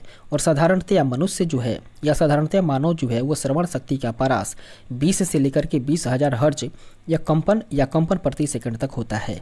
इसलिए 20,000 हर्ट्ज से लेकर के अधिक अर्थात 20,000 हर्ट्ज से अधिक आवृत्ति वाली ध्वनि को पराश्रव्य कहते हैं। अगला क्वेश्चन है दोस्तों 21 नंबर, जो कि कह रहा है मनुष्य की श्रव्यता की सीमा क्या है। दोस्तों मनुष्य की श्रव्यता की सीमा है 20 हर्ट्ज से लेकर के 20,000 हर्ट्ज तक। ऑप्शन नंबर ए इसका राइट आंसर होगा। अगला क्वेश्चन है 22 नंबर, जो कि कह रहा है एक जैव पद्धति जिसमें कि पराश्रव्य ध्वनि का उपयोग किया जाता है वह है दोस्तों सोनोग्राफी। ऑप्शन नंबर ए इसका राइट आंसर हो जाएगा सोनोग्राफी। इसके बाद में देखते हैं इसके डिस्क्रिप्शन को, जो कि कह रहा है सोनोग्राफी या अल्ट्रासोनोग्राफी चिकित्सकीय निदान का एक महत्वपूर्ण साधन है और यह पराश्रव्य ध्वनि पर आधारित एक चित्रांकन तकनीक है। दोस्तों चिकित्सा क्षेत्र में इसके कई उपयोग हैं, जिनमें से गर्भावस्था में गर्भस्थ शिशु के स्वास्थ्य के बारे में जानकारी की प्राप्ति प्रमुख है। इसके बाद में अगला क्वेश्चन है 23 नंबर, जो कि कह रहा है चमगादड़ अंधेरी रातों में उड़ सकते हैं और अपना शिकार भी कर सकते हैं, इसका कारण क्या है। दोस्तों चमगादड़ जो है वो अंधेरी रात में भी उड़ता है और अपना शिकार भी कर लेता है, तो इसका कारण है कि वे पराध्वनि तरंगे निकालता है और उन्हीं के द्वारा वह निर्देशित भी होते हैं। ऑप्शन नंबर डी इसका राइट आंसर हो जाएगा।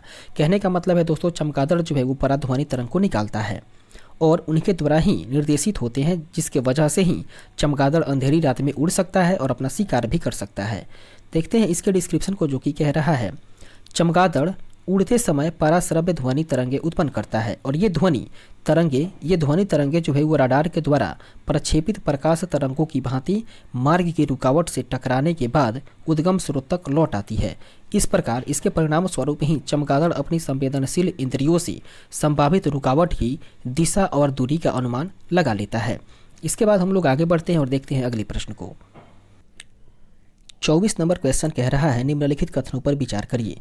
दोस्तों 4 कथन दिया हुआ है और चारों कथन पर विचार करके बताना है कि कौन सा कथन सही है। पहला है दोस्तों हृदय अवस्रव आवृत्ति पर कंपन करता है, जो कि बिल्कुल सही बात है। इस तरीके से जो कथन 1 है वो बिल्कुल सही है। और दूसरे कथन को देखें तो कह रहा है ध्वनि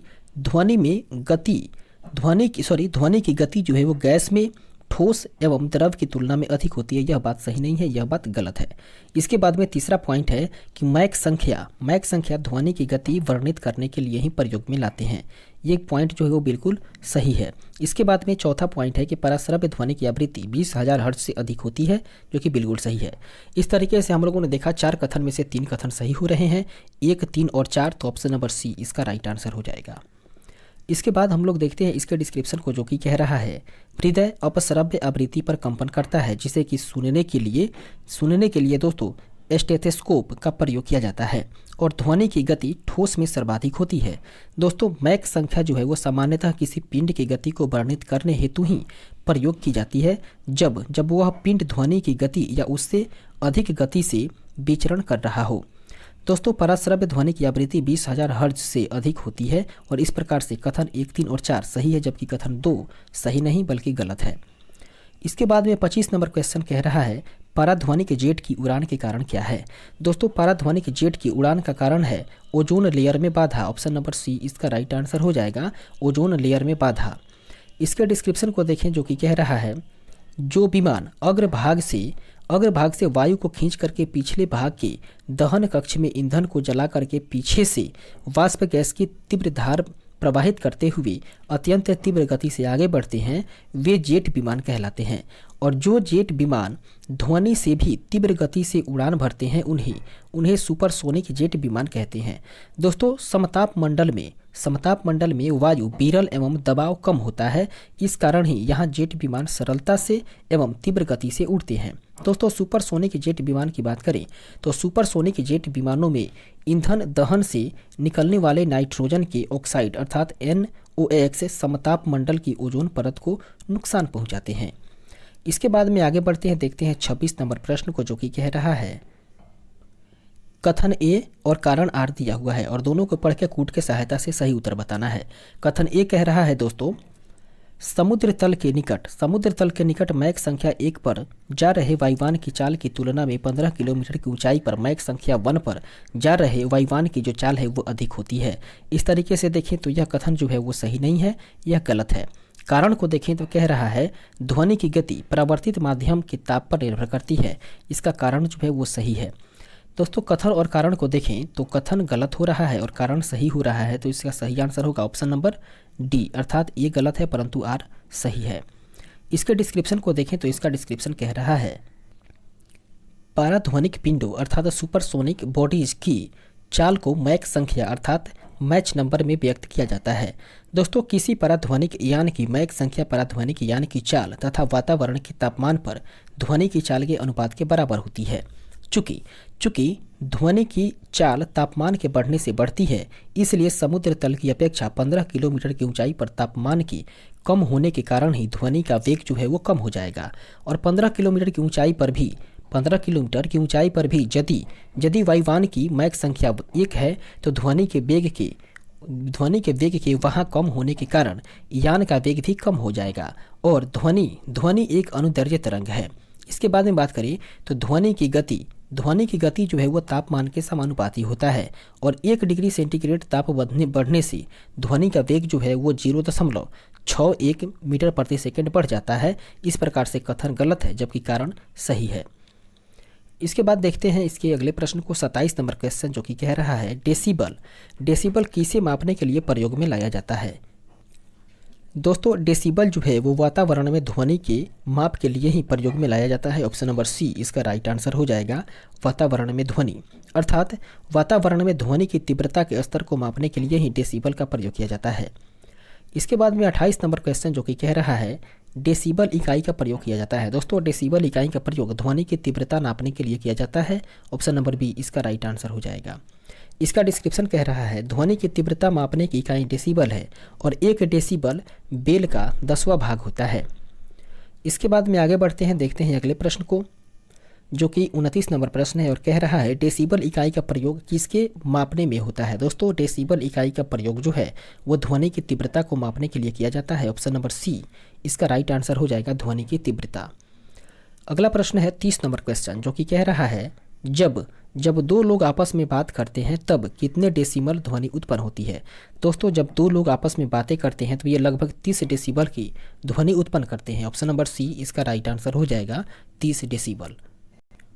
इस तरीके से इसके डिस्क्रिप्शन को देखें तो इसका डिस्क्रिप्शन कह रहा है दोस्तों ध्वनि की तीव्रता को डेसिबल में मापते हैं और ध्वनि के विभिन्न स्रोत को देखें कि उसकी तीव्रता कितने डेसिबल में है। अगर फुसफुसाहट होती है तो फुसफुसाहट की जो तीव्रता है वो है 15 से 20 डेसिबल, जबकि साधारण तौर पे बातचीत किया जाता है तो उस दौरान 30 से लेकर के 60 डेसिबल तक की ध्वनि उत्पन्न होती है। और अगर गुस्से में बातचीत किया जाता है जोर से चिल्लाकर तो उसमें 70 से 80 डेसिबल तीव्रता उत्पन्न होती है, या 70 से 80 तीव्रता की डेसिबल की ध्वनि उत्पन्न होती है। उसके बाद में बात करें तो ट्रक और मोटरसाइकिल से जो आवाज़ निकलता है उसकी तीव्रता होती है 90 से 95 डेसिबल की, जबकि यंत्र कारखाने से उत्पन्न आवाज़ की या साउंड की तीव्रता होती है 100 से लेकर के 110 डेसिबल तक। उसके बाद में ऑर्केस्ट्रा की बात करें तो उससे 110 से 120 डेसिबल की ध्वनि उत्पन्न होती है और जेट विमान से 140 से 150 डेसिबल की ध्वनि उत्पन्न होती है। इसके बाद में हम लोग आगे बढ़ते हैं, देखते हैं अगले प्रश्न को। 31 नंबर प्रश्न कह रहा है 100 डेसिबल का रव का प्रबलता स्तर संगत होता है। वह होता है दोस्तों यंत्र कारखाने के शोर से। ऑप्शन नंबर डी इसका राइट आंसर हो जाएगा। इसके बाद अगले प्रश्न को देखें तो 32 नंबर क्वेश्चन कह रहा है विश्व स्वास्थ्य संगठन के अनुसार एक नगर के लिए सुरक्षित ध्वनि प्रदूषण स्तर कितना है। वह है दोस्तों 45 डेसिबल की। ऑप्शन नंबर ए इसका राइट आंसर होगा, 45 डेसिबल। इसके डिस्क्रिप्शन को देखें तो कह रहा है विश्व स्वास्थ्य संगठन के द्वारा किसी नगर के लिए निर्धारित किया गया सुरक्षित ध्वनि प्रदूषण स्तर जो है वो 45 डेसिबल का होना चाहिए, या 45 डेसिबल का निर्धारित किया गया है। इसके बाद में अगला प्रश्न है 33 नंबर क्वेश्चन, जो कि कह रहा है मनुष्यों के लिए शोर की सह सीमा करीब करीब होती है। दोस्तों मनुष्यों के लिए शोर की जो सह सीमा है वो 85 डेसिबल की होती है। ऑप्शन नंबर बी इसका राइट आंसर हो जाएगा, 85 डेसिबल। इसके डिस्क्रिप्शन को देखें तो कह रहा है साधारण बातचीत में ध्वनि की तीव्रता का स्तर 30 से लेकर के 60 डेसिबल तक होता है और सोते हुए व्यक्ति को जगाने के लिए 50 डेसिबल की ध्वनि पर्याप्त होती है। अगर कोई व्यक्ति सो रहा हो तो उसको साधारण तौर पे जगाने के लिए केवल 50 डेसिबल की ही ध्वनि पर्याप्त होती है, जबकि 80 डेसिबल के शोर में लगातार रहना हानिकारक सिद्ध होता है। दोस्तों 90 डेसिबल किसी शोर को बर्दाश्त करने की अधिकतम सीमा है। इसके बाद में अगला प्रश्न है 34 नंबर क्वेश्चन, जो कि कह रहा है किस स्तर अर्थात किस डेसिबल स्तर से अधिक की ध्वनि हानिकारक ध्वनि प्रदूषक कहलाती है। वह कहलाती है दोस्तों 80 डेसिबल से अधिक की ध्वनि। ऑप्शन नंबर सी इसका राइट आंसर होगा। अगर दोस्तों 80 डेसिबल से अधिक की ध्वनि होती है तो वह ध्वनि जो है वो हानिकारक होगी। इसके बाद में आगे बढ़ते हैं और देखते हैं अगले प्रश्न को। 35 नंबर क्वेश्चन, जो कि कह रहा है मनुष्यों के लिए मानक ध्वनि स्तर कितनी है। दोस्तों मनुष्यों के लिए मानक ध्वनि स्तर की बात करें तो ये है दोस्तों 60 डेसिबल, और वहीं यदि हर्ज में बात करें तो 20 से लेकर के 20,000 हर्ज तक। फिलहाल डेसिबल की बात करें तो मनुष्य के लिए मानक ध्वनि स्तर है 60 डेसिबल तक। ऑप्शन नंबर बी इसका राइट आंसर हो जाएगा 60। इसके बाद में देखते हैं 36 नंबर प्रश्न को, जो कि कह रहा है एक मजदूर रेल की पटरी पर कार्य कर रहा था और एक लड़का कुछ दूरी पर अपने कान पटरियों पर रख करके जब मजदूर के द्वारा की जाने वाली हथौड़े की आवाज़ को सुनता है तो उसे 2 बार आवाज़ें सुनाई देती है। इसका कारण क्या है। दोस्तों इसका कारण यह है कि ध्वनि का वेग जो है वो इस्पात में वायु की अपेक्षा अधिक होती है, इसी वजह से ही उसे ये आवाज़ 2 बार सुनाई देती है। ऑप्शन नंबर ए इसका राइट आंसर हो जाएगा। ध्वनि का वेग इस्पात में वायु की अपेक्षा अधिक होती है। इसके डिस्क्रिप्शन को देखें तो कह रहा है ध्वनि का वेग ठोस में गैस की अपेक्षा अधिक होती है। दोस्तों ध्वनि का वेग जो है वो इस्पात में अधिक होता है, जिसके कारण रेल की पटरी से होकर के ध्वनि पहले पहुंचेगी और उसके बाद फिर वायु से टकरा करके या उसके बाद वायु से होकर के पहुंचेगी। इसलिए ही उसे वे 2 बार आवाज़ सुनाई देंगे। कहने का मतलब है दोस्तों कि एक ही आवाज़ 2 बार सुनाई देने का 2 माध्यम है। एक है दोस्तों इस्पात अर्थात रेल की पटरी, और दूसरा है वायु अर्थात रेल की पटरी से पहले सुनाई देगा, उसके बाद में वायु से फिर भी एक बार सुनाई देगा, इसलिए आवाज़ उसको 2 बार सुनाई देगा। इसके बाद हम लोग आगे बढ़ते हैं और देखते हैं 37 नंबर प्रश्न को, जो कि कह रहा है ध्वनि तरंगों से संबंधित निम्नलिखित कथनों में से कौन से कथन सही है। दोस्तों पहला कथन है कि जब हम ठोस से गैसीय अवस्था में जाते हैं तब ध्वनि की गति कम हो जाती है। यह कथन बिल्कुल सही है। दूसरा कथन है किसी भी माध्यम में जैसे ही हम तापमान को कम करते हैं वैसे ही ध्वनि की गति बढ़ जाती है। यह कथन सही नहीं है। तीसरा कथन है कि ध्वनि की गति कांच की माध्यम की तुलना में एल्यूमिनियम के माध्यम में कम रहती है। यह भी कथन सही नहीं है। इस प्रकार से हम लोगों ने देखा 3 कथनों में से केवल कथन एक ही सही है, तो ऑप्शन के अनुसार इसका सही आंसर हो जाएगा ऑप्शन नंबर सी इसका राइट आंसर होगा। केवल कथन एक सही है। इसके डिस्क्रिप्शन को देखें तो इसका डिस्क्रिप्शन कह रहा है कोई माध्यम कितना ही प्रत्यास्थ होता है, कोई माध्यम जितना ही प्रत्यास्थ होता है ध्वनि की गति उसमें उतना ही अधिक होती है, और इसके विपरीत अधिक घनत्व के माध्यम में ध्वनि की गति कम होती है। दोस्तों ठोसों एवं धातुओं की प्रत्यास्थता गैसों से अधिक होने के कारण ही गैसों की अपेक्षा ठोसों की ध्वनि की गति अधिक होती है, और इस प्रकार जब हम ठोस से गैसीय अवस्था में जाएंगे तो गति जो है वो कम मिलेगी या गति जो है वो कम हो जाएगी।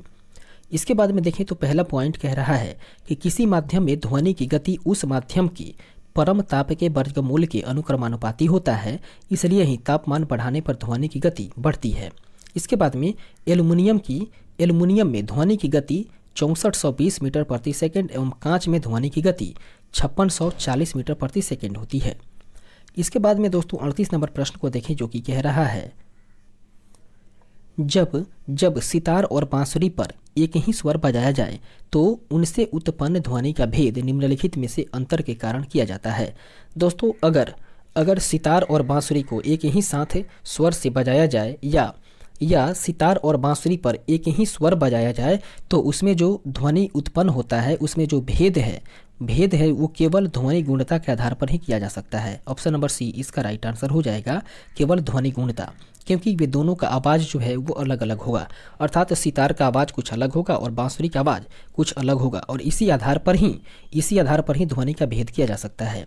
इसके बाद में आगे बढ़ते हैं, देखते हैं इसके डिस्क्रिप्शंस को।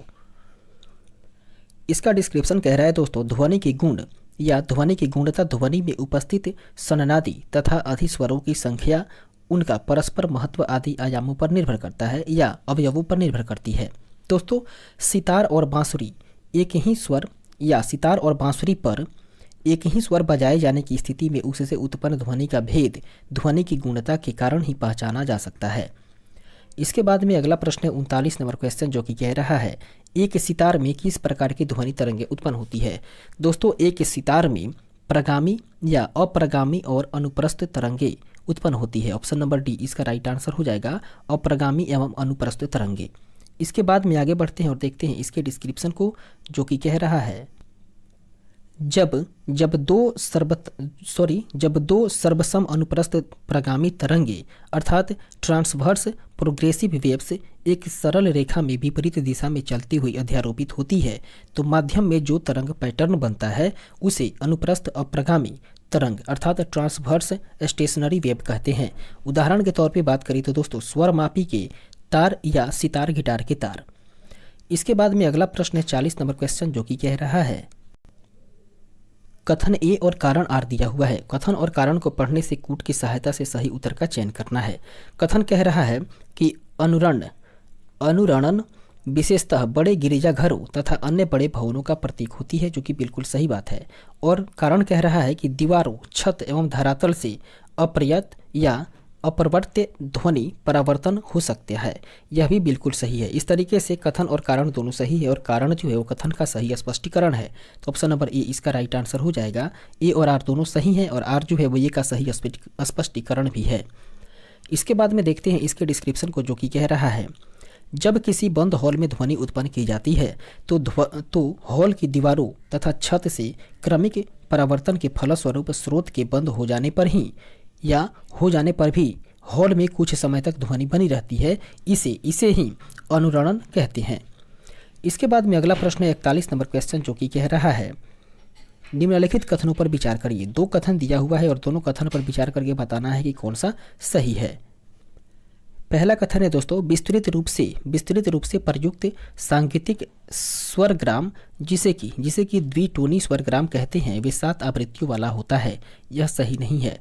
दूसरा कथन है स्वर सा की आवृत्ति 256 हर्ज होती है और स्वर नी की आवृत्ति 512 हर्ज होती है, यह भी गलत है।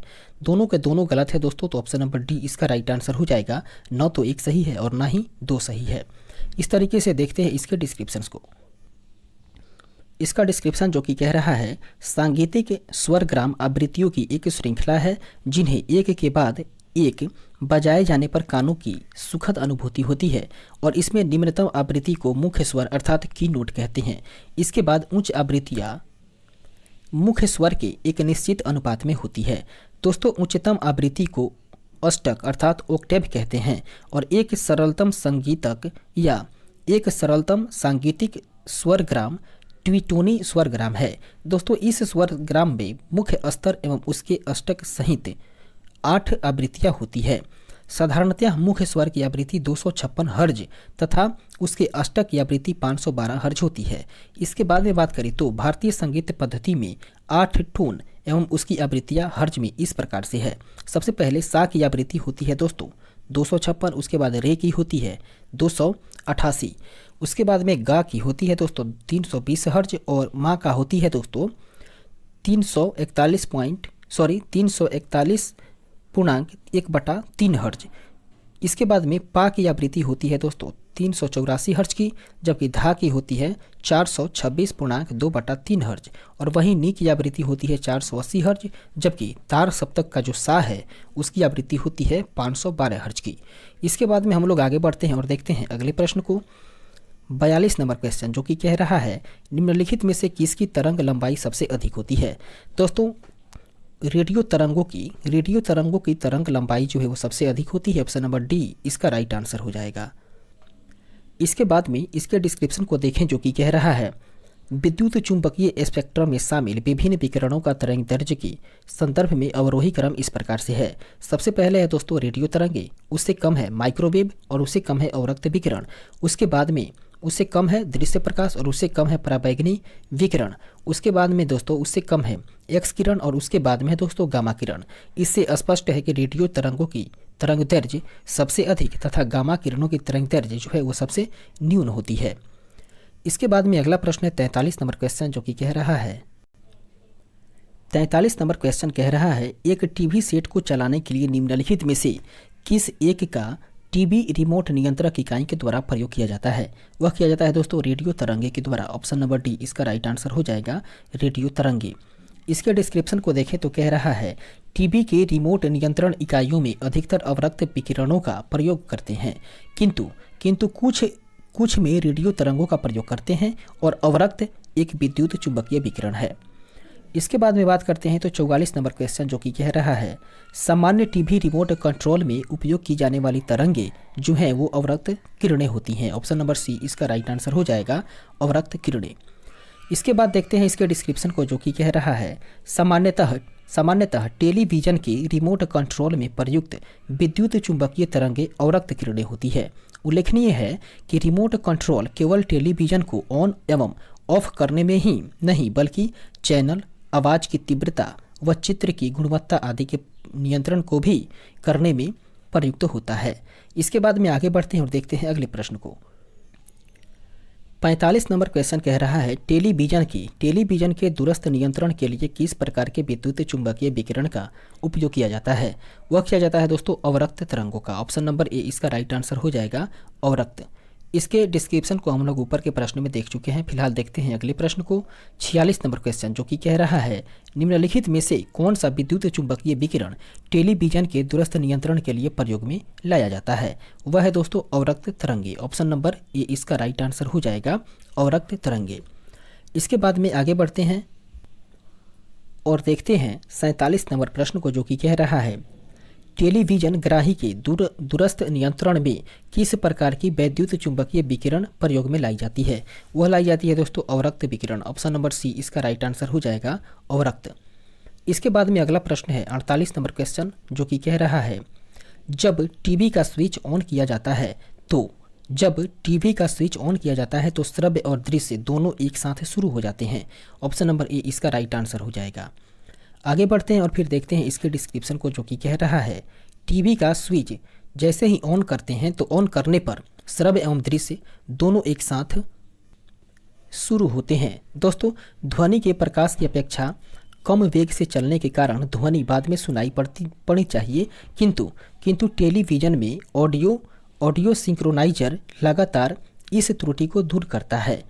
दोस्तों जब टीवी का स्विच हम लोग ऑन करते हैं तो श्रव्य एवं दृश्य अर्थात देखने वाला और सुनने वाला जो है वो दोनों एक साथ क्रियाएं शुरू हो जाती है और ध्वनि के प्रकाश की अपेक्षा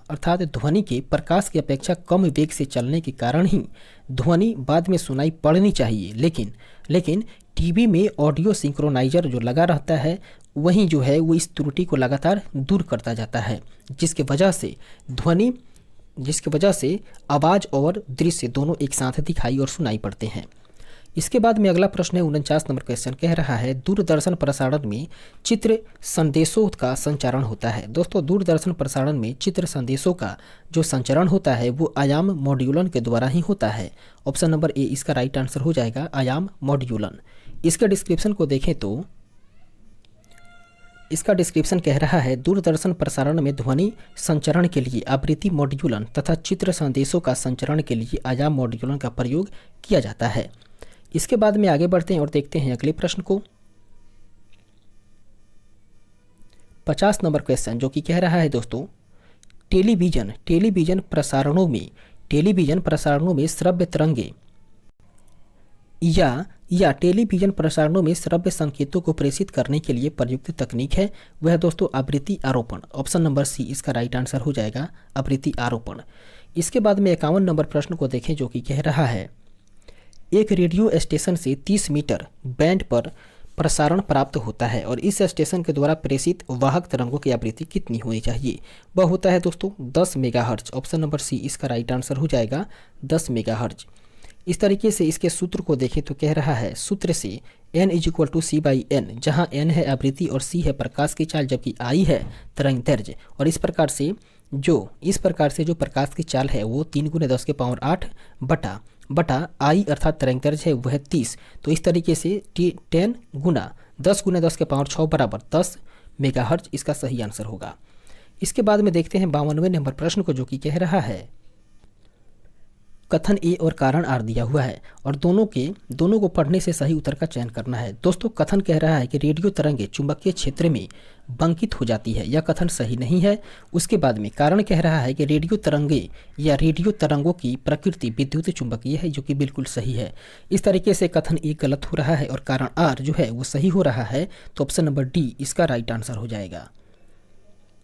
इसके बाद आगे बढ़ते हैं और देखते हैं इसके डिस्क्रिप्शन को, जो कि कह रहा है कथन गलत है और कारण जो है वो सही है, क्योंकि रेडियो तरंगे विद्युत चुंबकीय प्रकृति की होती है, अतः वे सामान्यतः चुंबकीय एवं वैद्युत क्षेत्रों से अप्रभावित रहती है।